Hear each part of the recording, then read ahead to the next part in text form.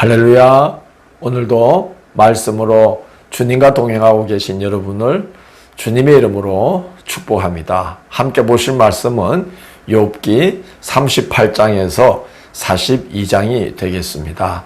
하나님은 욥이 스스로 자신의 무지와 부당함을 깨닫도록 이끌어 주십니다. 38장 2절을 보면 무지한 말로 생각을 어둡게 하는 자가 누구냐 하고 이제 욥에게 말씀을 건네십니다. 결국 나중에 42장 욥이 하나님 앞에서 회개할 때 욥이 이 말 하나님의 말씀을 그대로 인용하면서 무지한 말로 이치를 가리는 자가 누구니까 그러면서 바로 나타나는 거죠. 내가 깨닫지도 못한 일을 말하였고 스스로 알 수도 없고 헤아리기도 어려운 일을 말하였나이다 하면서 욥이 하나님 앞에서 자기의 무지함과 부당함을 고백하게 됩니다. 38장 3절에서 하나님은 욥에게 너는 대장부처럼 허리를 묶고 내가 내게 묻는 것을 대답할지니라고 이제 요청을 하십니다. 그러나 이후에 하나님의 여러 말씀 앞에서 욥은 입도 뻥끗하지 못하게 됩니다.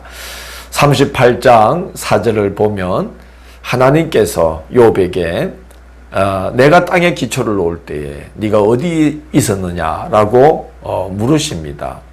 하나님께서 천지를 창조하실 때 그 일에 동참하는 것은 고사하고 그 일을 목적조차 할 수 없었던 욥인 것이죠. 욥은 그 질문에 입술조차 떼지 못합니다. 이어서 하나님은 우주 만물을 오묘하게 경영하시는 것을 말씀합니다.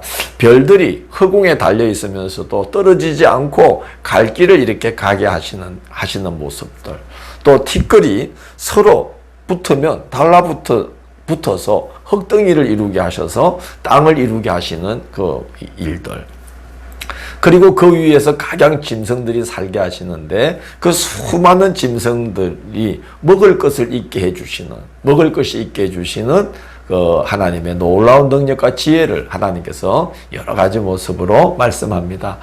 욥이 잠잠히 있자 하나님은 욥에게 대답을 요구하십니다. 40장 2절을 보면 터집 잡는 자가 전능자와 다투겠느냐, 하나님을 탓하는 자는 대답할지니라, 이렇게 말씀하십니다. 하나님은 욥의 세 친구들처럼 욥을 비난하지는 않습니다.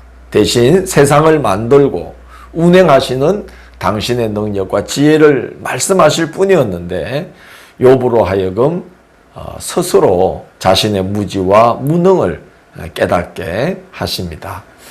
욥은 겨우 입을 열어서 자신의 부족함을 고백한 후에 다시 입을 다뭅니다. 40장 4절을 보면 보소서 나는 비천하오니 무엇이라 주께 대답하리이까 손으로 내 입을 가릴 뿐이로 소이다. 내가 한 번 말하여 싸운즉 다시는 더 대답하지 아니하겠나이다. 그렇게 이제 대답을 하고 입을 다시 다뭅니다. 그러자 하나님은 비로소 욥의 잘못을 한마디 말씀으로 드러내십니다. 그게 48장 8절 말씀이죠. 네가 내 공의를 부인하려느냐, 네 의를 세우려고 나를 악하다 하겠느냐, 이렇게 말씀하십니다. 욥은 자신에게 닥친 고난이 부당함과 또 자신의 의를 계속 주장하다 보니까 하나님을 불우한 분으로 여겨지게 하는 잘못을 범하게 되었던 것이죠. 하나님은 바로 그 일을 한마디 말씀으로 이제 지적을 하십니다. 하나님은 욥에게 한 가지 제안을 하십니다. 그게 40장 11절에서 14절 말씀인데요. 교만한 자들을 발견해서 그들을 모두 낮추고 악한 자들을 그들의 처소에서 짓밟아서 단번에 땅에서 사라지게 해 보라는 것입니다. 그렇게 할 수 있는 존재는 하나님 한 분뿐이라는 것이죠. 만약 욥이 그럴 수 있다면 이제 욥은 하나님 앞에서 논쟁할 자격이 있다는 거예요. 그동안 욥이 쭉 수도 없이 했던 말, 그 말할 자격이 있다는 것이죠. 그래서 하나님께서 네가 한번 그럴 수 있다면 그렇게 해보아라, 이렇게 말씀합니다. 악한 자와 교만한 자를 한 번에 제거할 수 있는 분은 하나님밖에 없지 않겠습니까? 하나님은 자신이 만든 가공할 힘을 지닌 동물 베헤못과 리오야다, 즉 하마와 악어를 예로 들면서 욥이 하나님 앞에서 얼마나 보잘것없는 존재인지를 스스로 깨닫게 하십니다. 40장 15절 보면 내가 너를 지은 것 같이 그것도 지었느니라고 말씀하시고, 40장 19절을 보면 그것을 지으시니가 자기의 칼을 가져오기를 바라노라고 말씀합니다. 이 말씀은 하나님은 사람들이 가까이 하기도 두려워하는 그런 대단한 동물도 단번에 하나님은 이제 죽음에 이르게 하시는 분이다 하는 이제 비유의 표현이지요.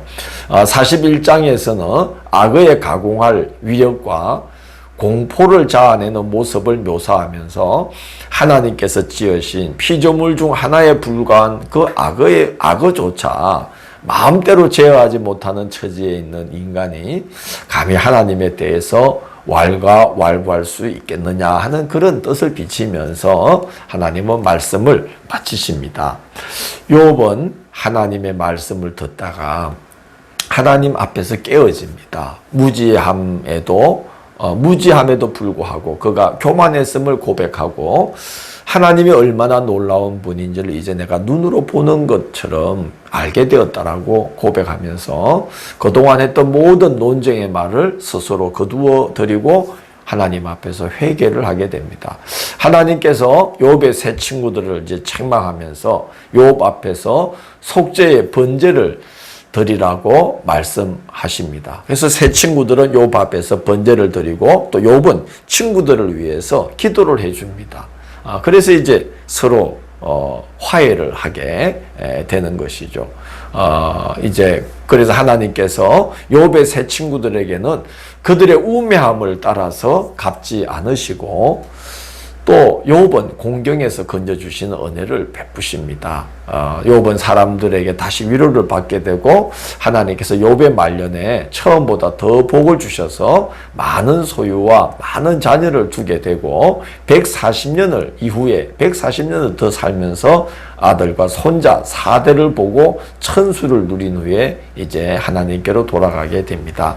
고난을 통과하면서 하나님 앞에 서게 되고 그리고 하나님 앞에서 비로소 지극한 겸손에 이르면서 진정으로 복된 사람으로 세워지는 욥의 고난의 여정을 우리가 이제 함께 보았습니다.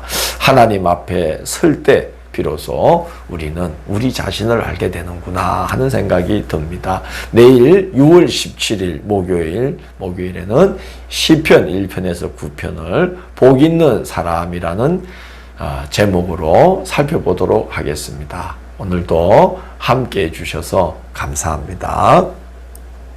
주님, 저희들이 어리석음에도 불구하고 교만하고 완고합니다.